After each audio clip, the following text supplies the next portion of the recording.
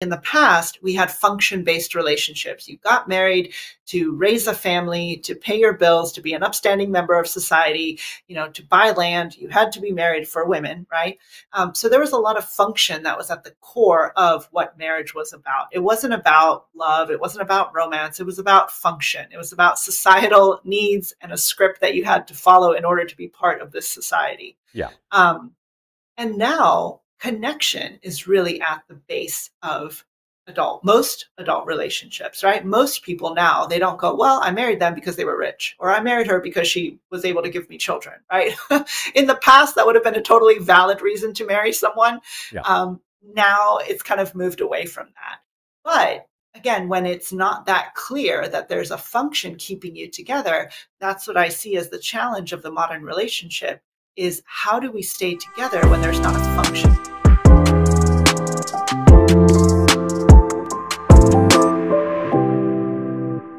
Hello, I'm John Brink, and we are podcasting on the Brink from downtown Prince George, British Columbia, Canada. And for all those people that are watching us from around the world, they say, okay, we know where Canada is, right? Yeah. And so British Columbia is on the west coast, right? Yeah, precisely. And it has a big city called Vancouver. We know that part. Where are you, John? Well, I'm 500 miles north of Vancouver. Or, for our friends in Europe, 800 kilometers. And that's exactly in the center of British Columbia, north, south, east, west. Now, you're in Texas. Texas is a big state and huge as well. I'm not sure if you guys are bigger than us. I'm not sure. I have to look that up. But in any event, today a very, very, very interesting podcast. Her name is Kristal DeSantis, and Kristal is a licensed marriage and family therapist based in Texas, in Austin, Texas, known for her expertise in relationships, trauma work, and sex therapy. Kristal, welcome to the show. Yeah, thank you so much for having me. Coming to you from Austin, which is almost the center of Texas. Almost the center of Texas? How far is it from Dallas? About 4 hours south. 4 hours. So that's about 400 kilometers, 400 miles? Something like that. About something like that. Yeah. I can't wait to talk to you. I laid awake all night wondering. No, I'm not. I'm just joking. But it's such an interesting topic because we all are in relationships of some sort or another, meaning male, female, or otherwise whatever. But we will be in relationships, and they tend to be very rewarding, but also challenging. And there is a lot of similarities when things go off track. And a lot has to do with men are from Venus, women are from Mars, or something like that, that we are different emotionally, physically, obviously. So masculinity is something that you are speaking about and issuing. So what is it between us that makes it so immensely beautiful and sometimes so challenging, and we don't know how to fix it, and gradually going down a path that becomes increasingly more difficult, and then ends up in situations which in a lot of cases we don't want, but we do. So tell us about it. What is so challenging, so difficult, and what are the most challenging issues that you deal with as a professional? Yeah, so I see a lot of couples in the work I do, just because I specialize in marriage and family and sex therapy. And one of the big things that I see is people that have difficulty connecting in the way that they want to, right? Whether they don't have the words to talk about their emotions, whether they don't have the communication skills to have a difficult conversation without losing connection. Or the other thing, kind of like you mentioned, is when masculinity and femininity, when men and women, when we're all in balance and working together, it is a beautiful thing, right? It's just like it's harmony. It's the yin and the yang. It's balance. But so often we get this like polarization where it feels like these are opposite things, right? Men are like this, women are like this, and then who's better, who's worse?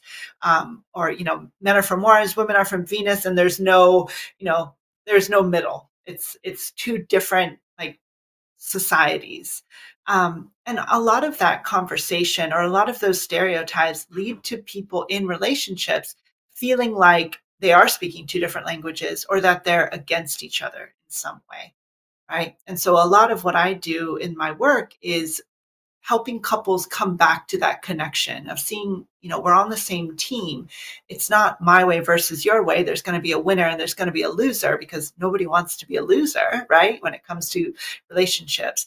And so that's really a lot of the work is, not seeing each other as opposite ends of the spectrum or two different perspectives, but really just coming to say, are we on the same team? If so, how can we work together to solve this problem as a couple and use both of our strengths? They might be different. We might have different, ways of thinking, ways of communicating, but ultimately we use it for a common goal, which is deeper connection.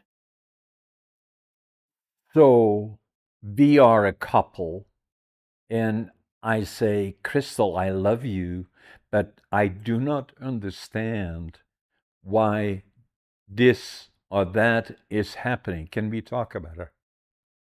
Yeah, that would be lovely.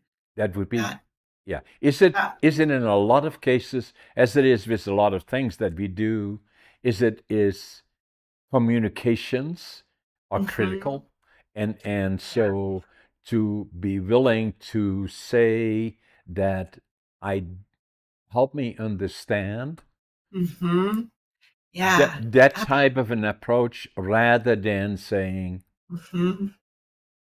you are indirectly not making me happy because of this, that, or the other thing, or you're not doing this, that, or those, and Hmm. already it starts with potentially being argumental, and Absolutely. and so where does masculinity come into the picture? Well, that's one aspect of the work that I do, which the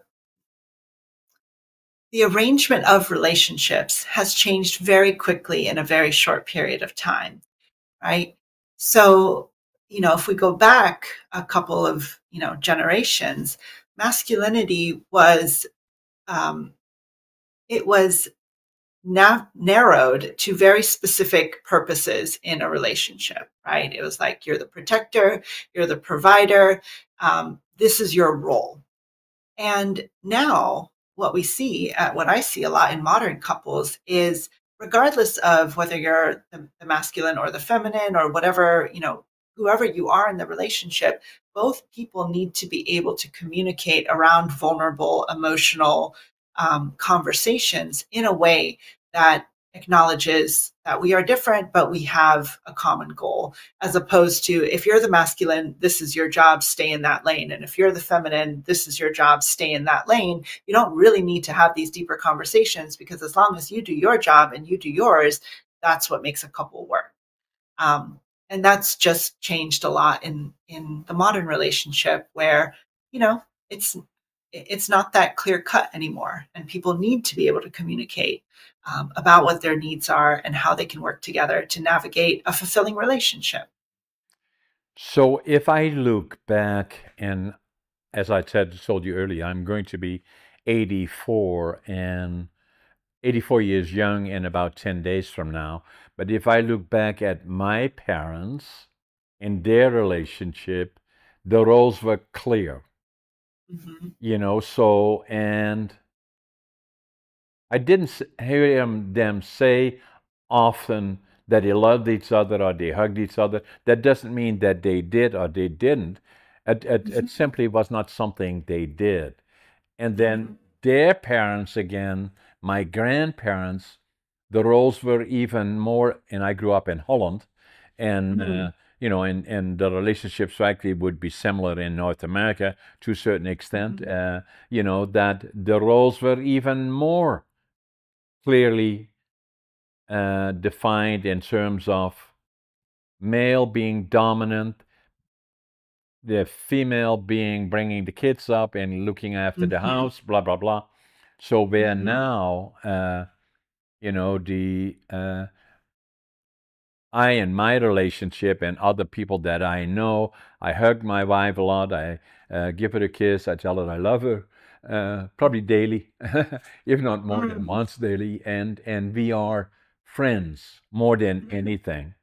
And Yeah. so, and equals in terms of I have things that I'm good at, other things she is good at it, and we respect each other. Yeah. So doesn't mean that we don't go through some of the ups and downs, but then it Mhm. becomes a question of trying to be understanding. Do not go into difficult dialogue if you're angry about something, but those kind of things, right? Yeah, absolutely, absolutely, and I love that that you kind of laid that out. Right, it's not that people in the past didn't have, connected, loving relationships. It's just that wasn't the main focus of their couple. Right, they had to survive, they had to pay the bills, they had to raise the children, and the world was set up in a certain way that needed people to play their roles. Um, Even to the extent that like we have been married for 40 42 years, and but we still a lot of time walk and we hold hands. I could not yeah. imagine my parents doing that. Hmm. So not, that doesn't mean that they have did not have those feelings, but that Yeah. was not normally done. Hmm. So is it an evolution that we're in now? Is it saying that the roles are, in some cases reluctantly, obviously, but the roles have changed and that Hmm. relationships have changed? The breadwinner, if you wish, or the one that the economic driver of the family unit may well be the female. Yeah, Or absolutely. and so more and more common. I've Mhm. heard from people that say, "I hate it when my wife is making more money than I do." Mm. Yeah, and that's that masculinity piece that I name is that, and like you mentioned, it's only one generation ago that this changed. I mean, like between you and your parents, it's such a big difference, right? Yes. And so, Yes. that's only been what 40 years that, the two of you have been Exactly. married. And so just thinking of how quickly the landscape of relationships have changed and how people are still kind of struggling to understand, well, what are the new rules of relationships? How do we make it work? In the past, it was easy. You pick a partner and you stay in your lanes and then that's it. You just don't divorce and you just, that's your life. And then very quickly, we kind of blew open the landscape of relationships and, women have freedom, women can have jobs and, divorce is on the table and, people can choose to not have children. People choose to get married later on, and so there's just a lot of things that are in flux right now. And one, yeah.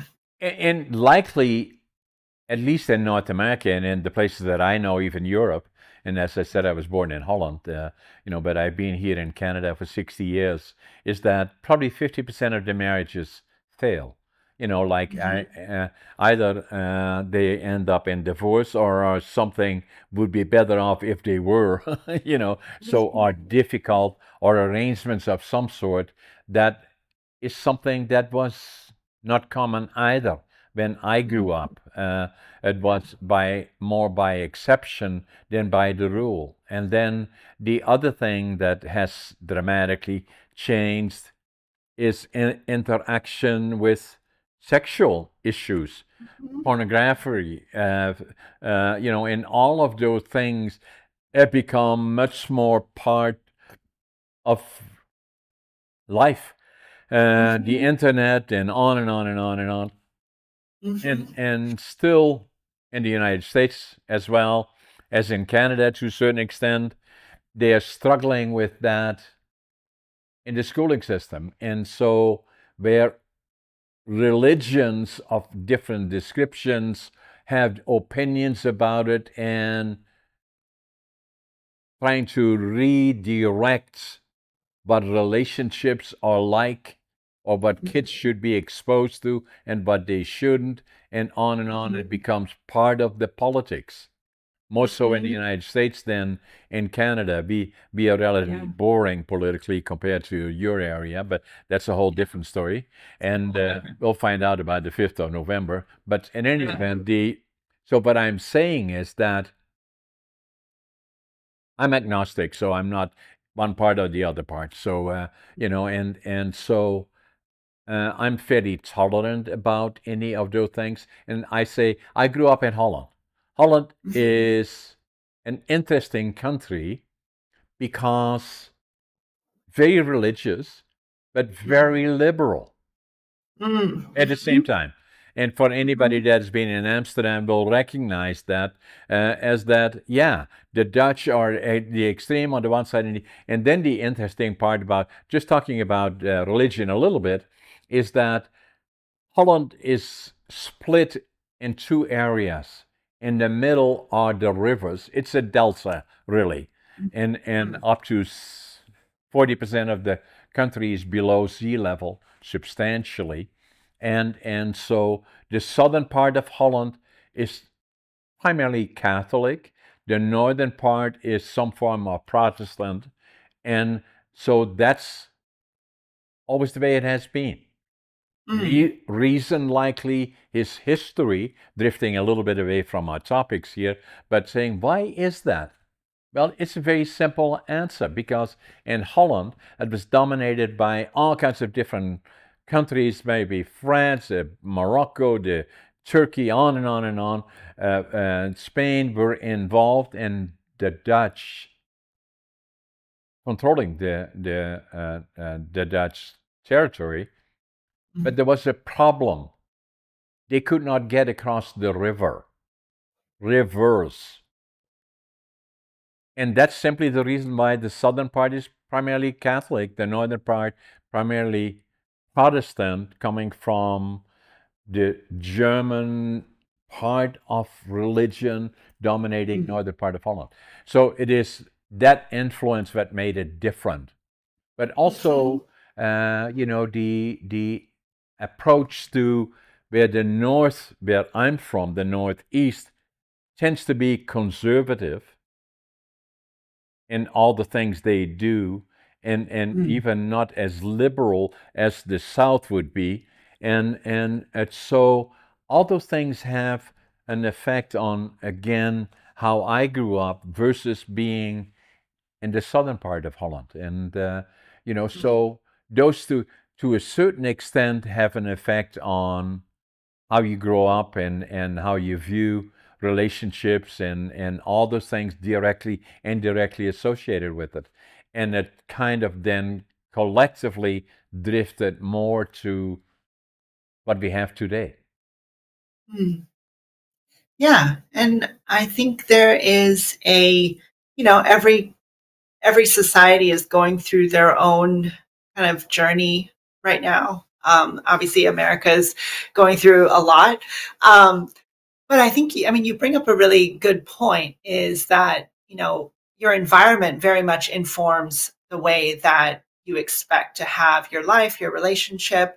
What I see is that, a lot in the past, right? And maybe some more conservative areas or maybe some more religious areas is, it's almost like there's a function to fulfill, right? There's a script to follow because everybody is like from the same religion or from the same ideology. And then there's kind of the other aspect, which maybe America is kind of that leader in that, is like when there's more diversity, right? We can't make everyone follow the same script. So there's more freedom to choose your own script and to choose the life and the relationship that actually works for you. But that's kind of what I see is that, with a lot of the new freedom comes also a lot of responsibility and a lot of questioning, right? It's like in the past, we had function based relationships. You got married to raise a family, to pay your bills, to be an upstanding member of society, to buy land. You had to be married for women, right? So there was a lot of function that was at the core of what marriage was about. It wasn't about love. It wasn't about romance. It was about function. It was about societal needs and a script that you had to follow in order to be part of this society. Yeah. And now connection is really at the base of most adult relationships, right? Most people now, they don't go, well, I married them because they were rich, or I married her because she was able to give me children, right? In the past, that would have been a totally valid reason to marry someone. Yeah.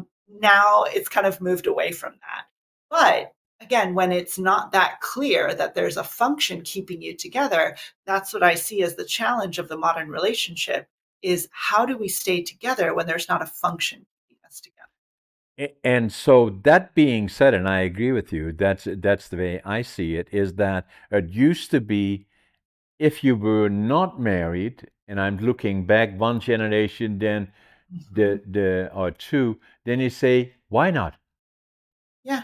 Yeah, because it made you the exception, implying direct, indirect, there must be something not quite right with you. And so we're now going to, in one generation, couple at most, but yeah, pretty much since the 70s, 80s, things dramatically have changed, where in a lot of cases now we see more and more people that are by choice single. Yeah. And, but still are in relationships, but decide not to formalize it in terms of marriage.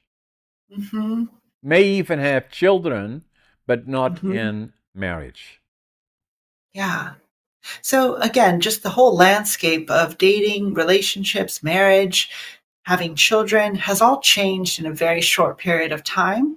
And people are looking for how to do it well. And what I see is a lot of people that are choosing to stay single is because they want to do it right, right?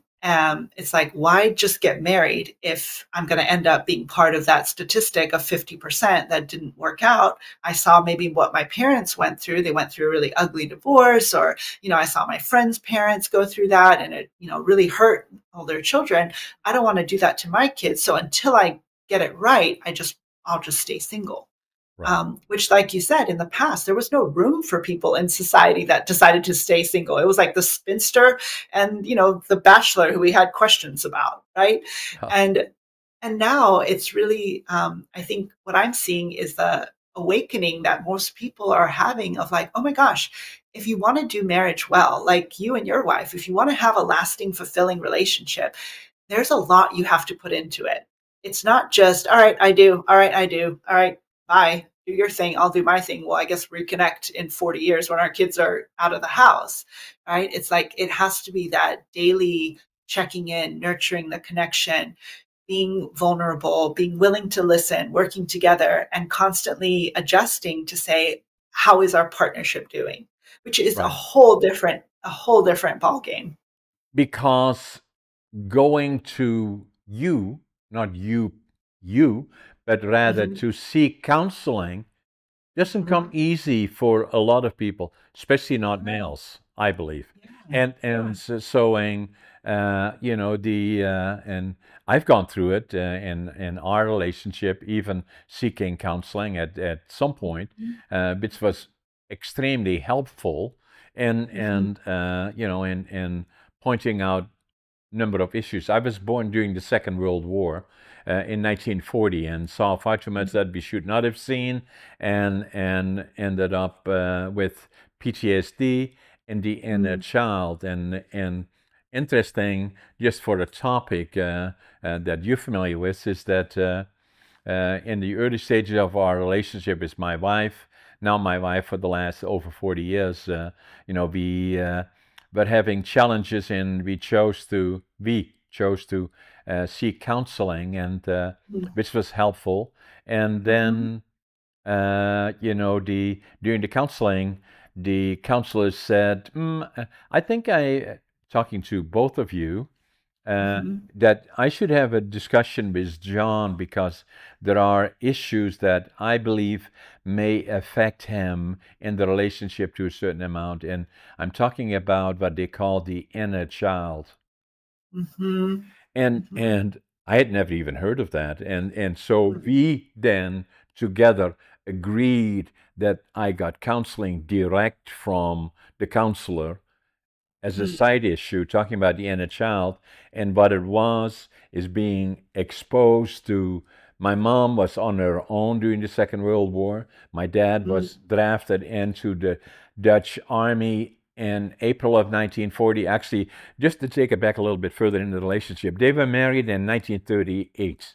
And they were in love, obviously. And they quickly had a boy and a girl. And then I came later. My sister was 1 year older, my brother 2 years older, and I was born in November 1940.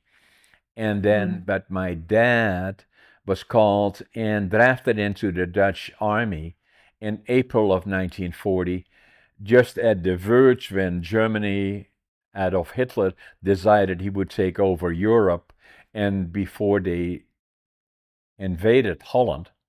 And he was drafted, and the last time they heard from him was just before the bombing of Rotterdam, where thousands and thousands of people died, and they did not know if he had survived for 5 years.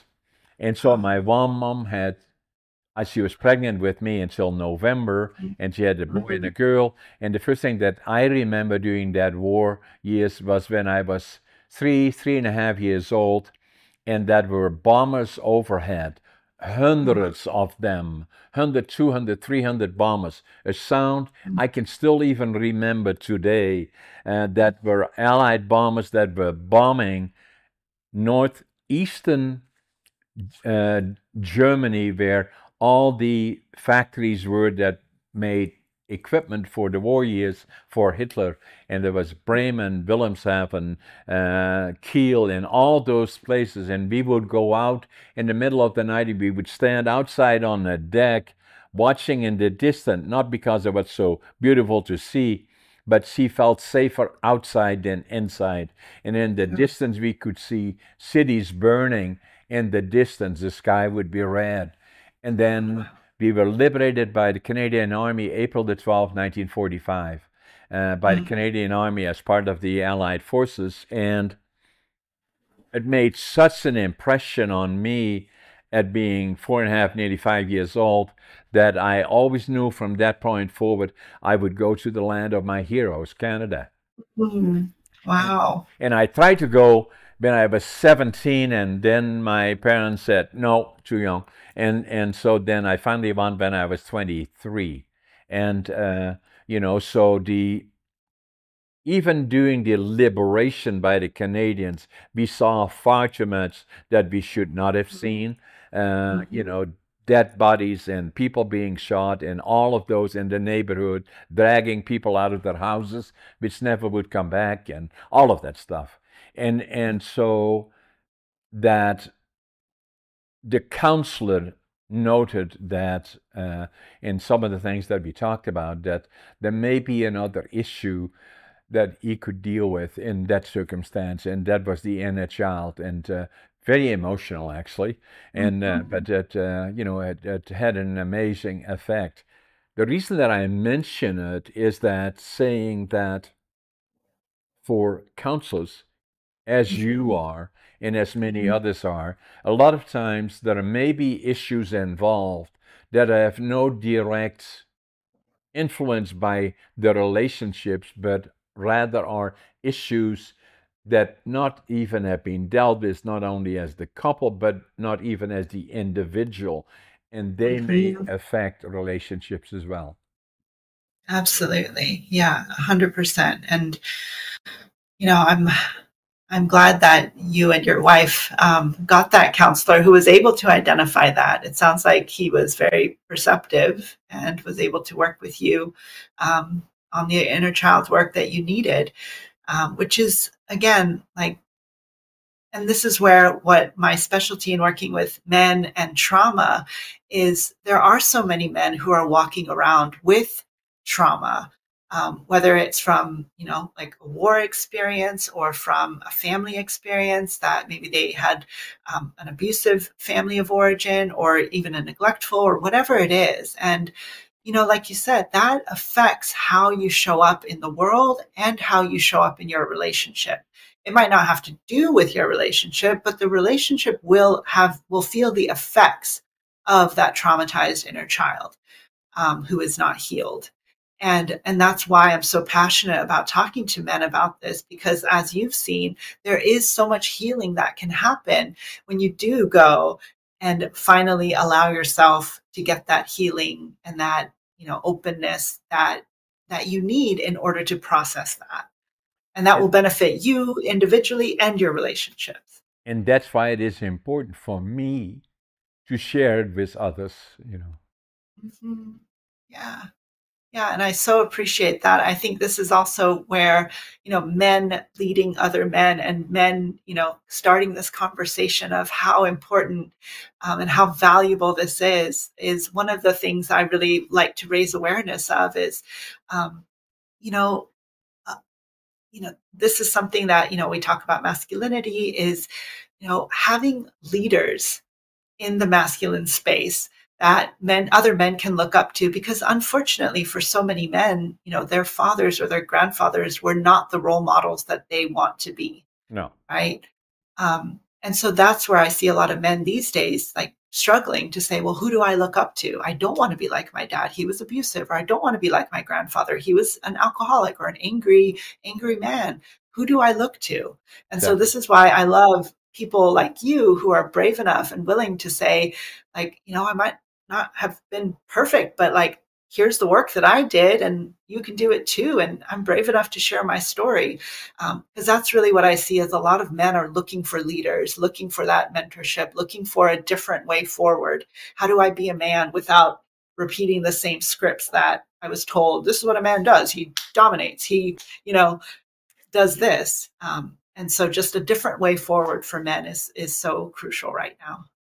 So expectations have not changed, but sincerity or vehicles to open up and not having to be a classic model of this tough guy in a lot of Mm-hmm. cases.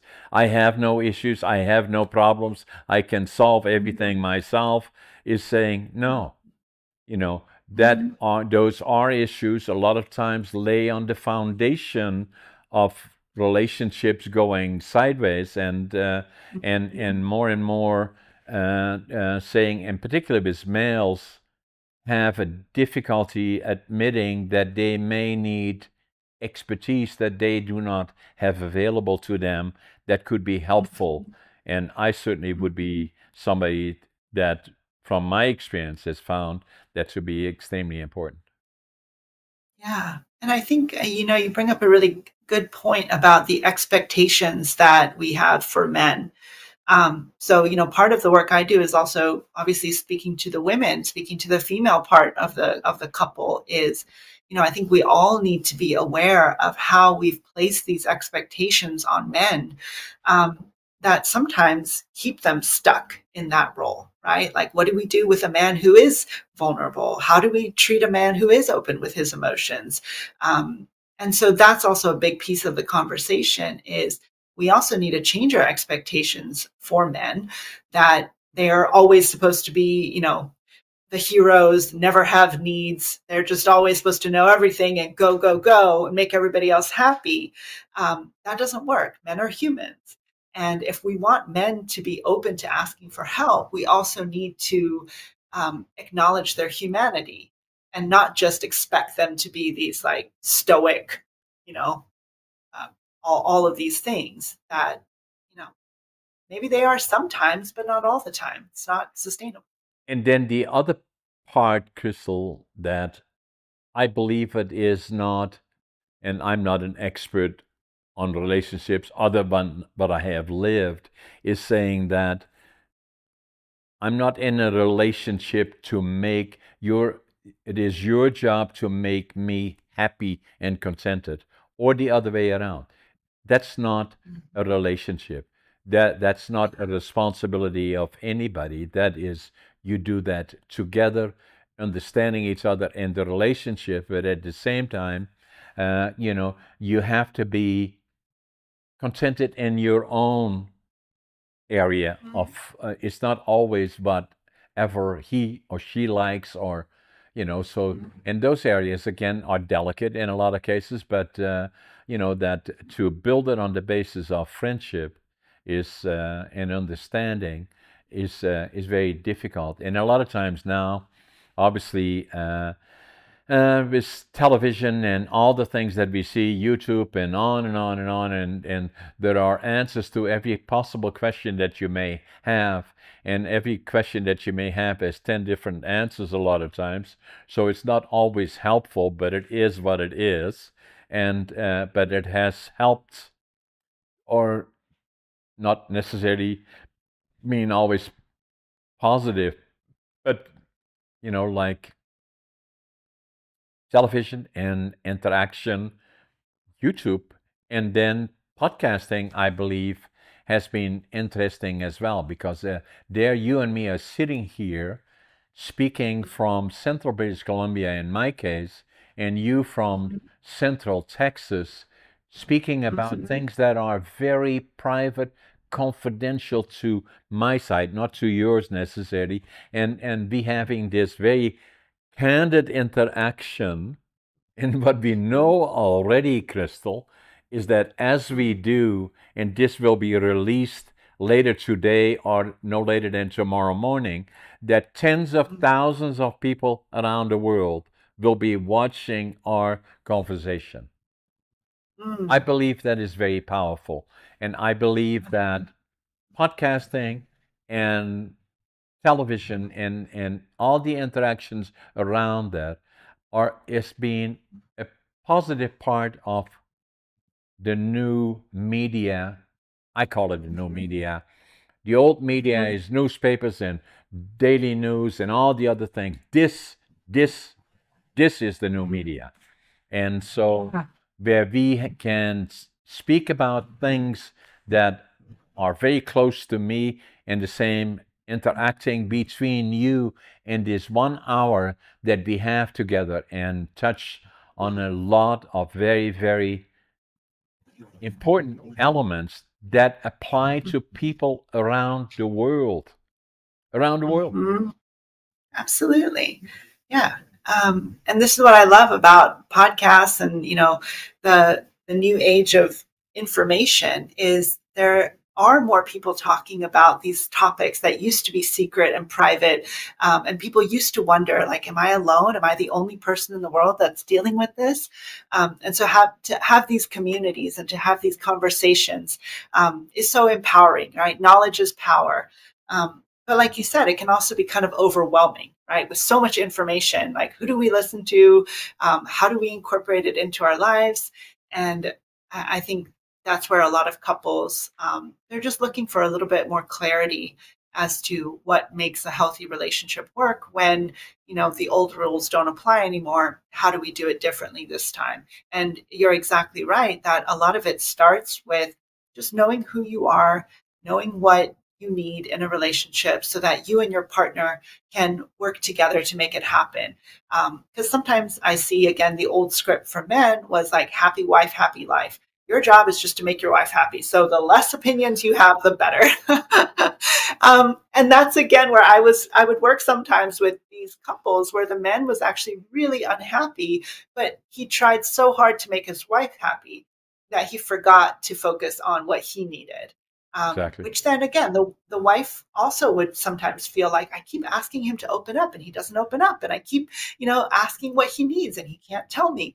And so that's where, again, it's like, well, everybody can benefit from self awareness, understanding who they are, what makes them happy, so that when you do go into a relationship, there's the transparency and openness and honesty to make each other happy, Yeah. right? And And and to be open then is reluctance maybe to a certain extent, but the more you understand it, and that's where counsel comes in helpful to break kind of through that period, especially if both parties already bringing them to going together is a step in the right direction. From there on in, obviously, in most cases, it will be successful. Not necessarily in all cases, but in a lot of cases, I would suggest, at least from my experience of what I've seen about it and read about it, is that it becomes successful. The other thing I want to talk about, you're also an author, and you wrote a book, and I believe uh, I have it here. I It's was going called to ask you, Strong. strong. So I like it, and tell us what it is. Now, I'm also an author. I'm working on my fifth and sixth book, and writing books is not easy. So the first one that I did is against all odds, and so and a lot of people said to me for years and years. I wrote this about 5 6 years ago, and a Mm. lot of people said to me over the years, "You should write a book. Yeah, it's such an interesting life." And so I stopped. I started. I stopped. I started. I stopped. On and on. And I knew if I didn't do it now, it would never happen. So this one took me 80 years to live it, 20 years to Mm. think about it, 2 years to write it. And then from that point Mm. forward, I did another four. I'm going to show you the last one that I did, you may find interesting, is Living Young, Dying Old. And that's a Yeah. picture of me, actually. After our podcast, I'm at the gym. So I'm the Mm. oldest competitive bodybuilder in North America. And I'm getting ready for the Arnold's in 2025, and I'm Mm. 85. And Wow. so it's living young, dying old. It's about Mm. age. It's just a number. But quality of life is what is the most critical part. And all the things in terms of diet, going to the gym, are all part of that. But so is what we are talking about is your mind and feeling at peace with who you are. And not only you as an individual, but also in relationships. And again, a very important part of it. Yeah, absolutely. And I mean, that's part of why I called my book Strong is, I wanted to emphasize that, kind of like going to the gym and keeping your body active, like strength training for your relationship needs to be a thing, right? We need to talk about it more. We need to address it like that. That going to therapy or working on your relationship is not something you do when it's about to expire, right? You don't go in at a crisis. We start from the beginning, strength training, working on our communication skills so that, we can have a long, healthy, happy relationship that's fulfilling. And exactly, yeah, like you said about um, the world can be a really hard and difficult place, right? There's so many things that happen in life. And like what you mentioned earlier about growing up, is the world can be very unsafe, very stressful. So to have a home life, to have a couple, to have a marriage where you feel safe, where you feel seen, where you feel heard, where you feel supported, I mean, that's huge. That's everything. That is everything. I agree. Yeah. So the book that you wrote, so is it now available on all the major classic ones, Amazon, and on and on and on? Did you also Yeah. do an audio? Yes, it's on Audible as well. Yeah. Yeah. wanted to make it accessible so that people who are not, who don't have time to physically read a book can also access the skills and Makes it tools. so popular, right? So I do all of mine. The second one that I wrote is that I haven't talked too much about it, but it took me till I was 62 years old that up to that point I always felt I was different, but I never quite Mhm. understood it as to why. I failed grade 3 in Holland and I failed grade 7 3 times. And then they said to my parents, what are you going to do with this guy? Maybe send him to the mentally challenged school. And they said, no, we're not going to do that. So maybe we'll get him a career in a job that he likes so he can work with his hands. So Mm. my grandfather was a master carpenter. My dad was in lumber. So they sent me to a furniture factory. And so I liked it, but I was only 13 years old. Friends can be Wow. hard on each other. And all the friends that I Mhm. used to have that went to college and university, uh, I became a laborer. I'm proud of that today, but then it was kind of looked down at. But it Mm. always kind of was with me as I was always an optimist and positive. Mm. But I always knew I was different. Why? And so what I felt I had to start over again. My dream was to go to Canada, and then my other dream was to build a lumber mill. Mm. And so that meant I had to go to the West Coast to British Columbia, lots of trees. And then when I Mhm. arrived there in July of 1965 by plane in Montreal, took the train across Canada, said, oh my God, that's a long way, 4 days, 5 nights. And I arrived in Vancouver, went to the immigration office, and fortunately there was a German fellow. I couldn't speak English, and Mm. I told him what I wanted to do. He said, "Go to Prince George. They're building sawmills, pulp mills, and that's where the future is." So I went on the bus to Prince George. I can still see in the distance here the place where the Greyhound station stopped. I had Mm. with me. I want to start with nothing. I had with me one suitcase, 3 books, 2 sets of clothes, and I counted my money at least 3 times. I had Mhm. $25.47. And Wow. and but what I did have is attitude. No matter how tough things are, I know tomorrow is going to be a better day. Passion. Mhm. Whatever I do, I give it 125%. Work ethic. I work harder than anybody, but will follow is success. And I still, Mhm. even now, get usually up at 5:30 in the morning.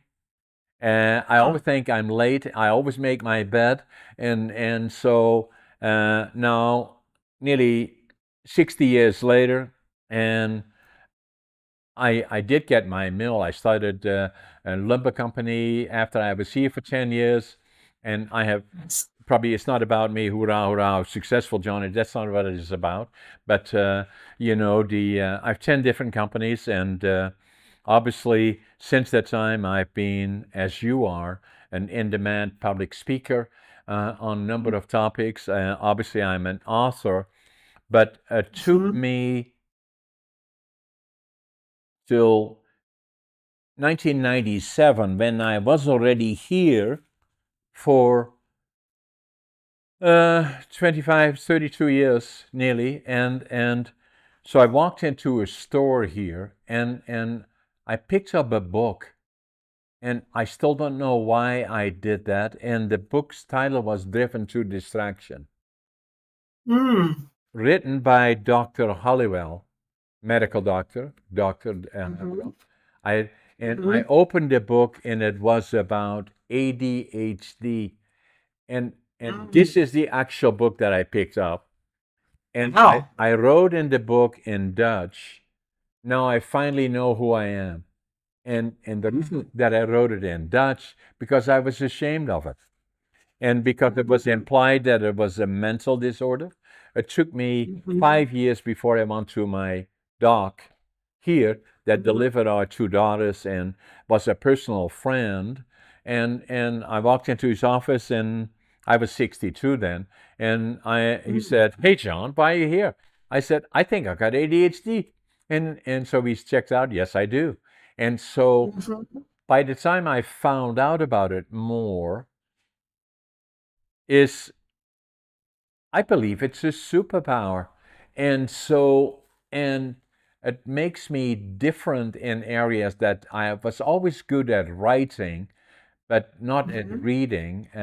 So I had difficulty in the reading part as well. Dyslexia was part of me and ADHD. Mm. So Mhm. I felt the more I got to understand it, it was the key for my success. And I felt Mhm. I had to write a book about it, and I did. ADHD Wow. Unlocked, and I Mhm. speak about it in a lot of cases now. I did also audio, Mm. and audio for me is because of dyslexia a little bit more Yeah. difficult, but I felt it was very important to do that, and so Really. and so I just wanted to share that part with you as well, is that I believe, Yeah. speaking about ADHD in particular, that Mhm. only relatively recently has become something much more understood, and the frequency of occurrence much higher than we initially thought it would be. Hmm. Yeah, and I thank you for sharing all of that. I mean, that's so amazing that you, like you said, you had a dream and you had attitude and passion, and you worked really hard, and you also worked hard to understand yourself, and then to look for other ways that you could learn a little bit more about different parts of who you are and what make you special, and then also were brave enough to go and seek help. And it sounds like, with all of that, I just love that, because that's something that, I think if a lot of people kind of took that path, or took that reframe of like, at the end of the day, if that's how you also treat your relationship, where you're like, maybe I don't know everything, but I know I have passion for this, and I'm going to work hard because I want this to be successful, and then maybe I can learn a little bit about what I bring to the table, how my past has impacted the way I show up. I'm not too afraid to go seek help and just put myself out there and say, hey, this is me. But how can I learn to harness it into something that helps me live a very spectacular life and relationship? So I love that. And a lot of times now in presentations that I do, especially to younger people, is that the question is, who am I? Is important. And then the other part is that so often young people in particular, but not exclusively, are not feeling that they are who they should be. This is not right, that's not right, blah, blah, blah. And what I usually say is that become at peace with who you are, because there is only one of you, one on this whole entire earth, and Mhm. that's important.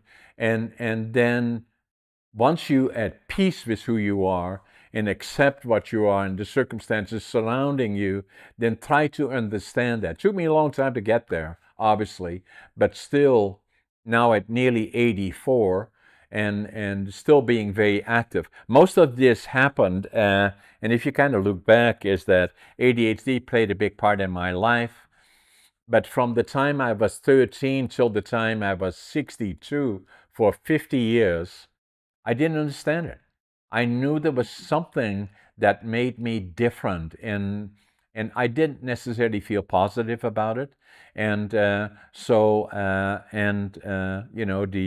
so now looking back, a couple things come to mind. The reason that I feel strongly about health, physical and mental health, is obviously that's why we have the conversation, but also physically, and diet and exercise is so important, because quality of life is so critically important. And there is no, I know so many people that are already in their 40s or 50s saying, I'm just too old. I don't like what I'm doing. And the troubling part about it was that I heard it on a US television station, I believe, where they said 75% of the persons in the United States that are working don't like their job. I think Canada is the same. And probably 70% of that 75% are looking for another job. It's so critically important that you do what you like. And if there is something that you don't like about it, try to change it or get to know. And a lot of times when I talk to younger people, I say, find out about what do you want to do. I give presentations to people in university or colleges, and then one of the questions I ask, what are you going to do when you're done? I don't know. Well, so it's important that you kind of find a direction. You want to be a truck driver? Talk to truck drivers. See what they're doing, why they're doing, how they're doing, and then make a judgment. You want to be a contractor, build houses? Talk to a contractor that builds houses. They all like to talk to you. You want to be, for that matter, a furniture maker? Then talk to somebody who's a furniture maker. Or, for that matter, a lawyer, a doctor, or even an entrepreneur. Try to talk to them, and at least it gives you a direction and say, I like that direction. And rather than finding yourself at being part of those 75%, and I think it's the same in Canada, of not saying, I don't like what I'm doing, because that again, coming to our discussion and your specialty, is that a lot of people that do not like what they are doing, as they go home, to switch then being in an environment of a happy relationship makes that part much easier if you like what you're doing and have made those particular choices. Absolutely. Yeah. That's a lovely way to tie it all back. Kristal, it was a pleasure, a privilege to have this discussion with you about these delicate areas that are so critically important for all of us in terms of relationships. And I admit that I was not what I am today. It took me time, in a lot of cases, much longer than it should have. But what has helped me is fairly early in relationships that were very important for me to seek counseling that changed direction for me in a number of ways. And then the other one is to be at peace with who you are and saying, I'm not trying to be perfect. You don't have to be perfect, but there is only one of you on this whole earth. That is important. And then respect, be involved in culture, in the community, give back, be respectful, and all those things that are so foundational to a lot of people, practice them. And look at every day as we are so lucky and so fortunate in North America as to where we are compared to the rest of the world, and appreciate it. Absolutely. And then Absolutely. to Well all said. to all the people watching us from around the world, watch Kristal's podcast that she does, and then if you do and you like our discussion and you want to see more of those discussions, look for Kristal's book Strong, that deals with all the underlying fundamentals that she has lived with and still living with it and working on every day. It's available on all the major medias. And the ones for me is johnabrink.com, all the things that I do. And then subscribe to us, share us, like us, ask questions of us, and we'll do more of these type of podcasts because they're so important and being watched by the rest of the world. Kristal, it was a privilege and a pleasure. Thank you. Thank you so much for having me. And I really enjoyed hearing all about you and everything you've gone through. And yeah, so amazing. Thank you. Thanks, Thanks Kristal. for having this conversation. Let's make sure we stay in touch. Take care.